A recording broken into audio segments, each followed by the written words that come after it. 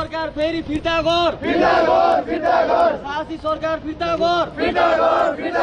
युवाहरू के भन्छ सुदन गुरुङले भन्छ युवाहरू के भन्छ सुदन गुरुङले भन्छ सिंह दरबारमा सिंह जस्तै हाम्रो गृहमन्त्री फेरि पद बहाली हुनु पर्यो फेरि फिर्ता गर्नु पर्यो सुदन गुरुङले भन्छ अरबको राजनीति बन्द गर अरबको राजनीति बन्द गर दिल्लीका गृहमन्त्री फिर्ता गर घाइतेका गृहमन्त्री फिर्ता गर नेपाली जनताका गृहमन्त्री फिर्ता गर घाइतेको जनता फिर्ता गर नाम पनि भन्नु पर्यो सुदन गुरुङलाई फिर्ता ले गृहमन्त्री सुदन गुरुङलाई फिर्ता ले जनताको काम गर्ने गृहमन्त्रीलाई दमन गर्न पाइदैन पार्टीको बहुमत देखाएर दमन गर्न पाइदैन पार्टीको बहुमत देखाएर दमन गर्न पाइदैन अरबको खेती बन्द गर अरबको खेल बन्द गर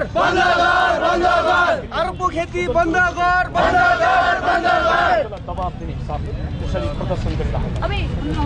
सिस्टम सुधार्नेलाई निशाना बनाउन पाइदैन सिस्टम सुधार्नेलाई निशाना बनाउन पाइदैन युवा शक्ति के भन्छ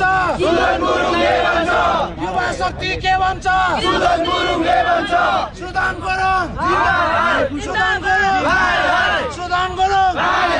हाम्रो गृहमन्त्री हामीलाई फिर्ता गर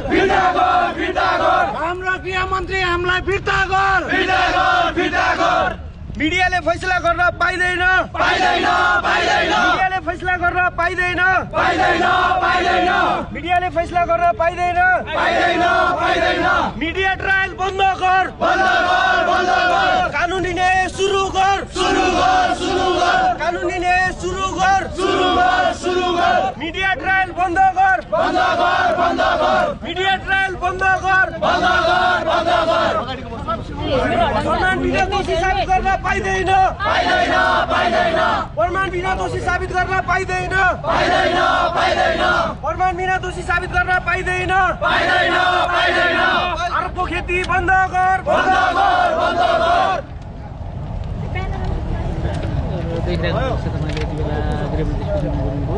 राजीनामा फिर्ता गर भन्दै युवाहरूले माइती घरमा जेन्जीहरूले नाराबाजी